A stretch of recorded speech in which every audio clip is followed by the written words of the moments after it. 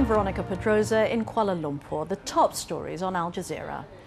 The UN says flooding in Pakistan stranded about 800,000 people who can now only be reached by air after road and rail links were cut off.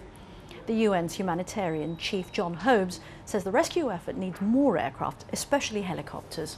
Hundreds of thousands of people have been sheltering in temporary camps more than 3 weeks after the floods hit.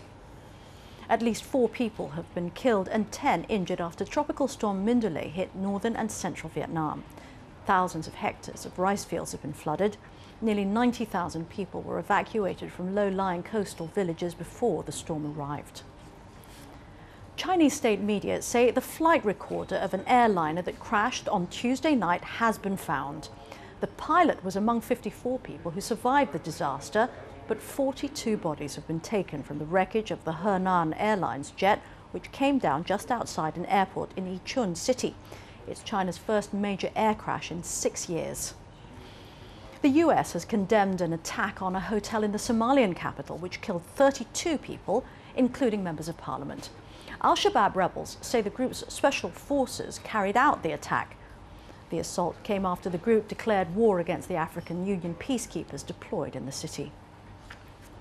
The Philippines is holding a day of mourning to remember the victims of Monday's bus hijacking in the capital.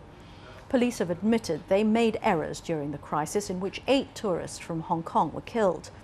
The hostage taker, former police officer Rolando Mendoza, was eventually shot dead by police. Former US President Jimmy Carter is going to North Korea to try to free an American journalist imprisoned there. This is Carter's second trip to North Korea. He was last there in 1994. The journalist Aijalon Gomez was arrested in January for entering the country illegally and sentenced to 8 years hard labor. Engineers in Chile say it'll be several days before they begin drilling a rescue tunnel to reach 33 miners who've been trapped for more than 2 weeks.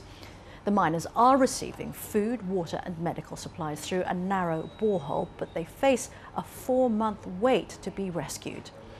More on our website aljazeera.net/English.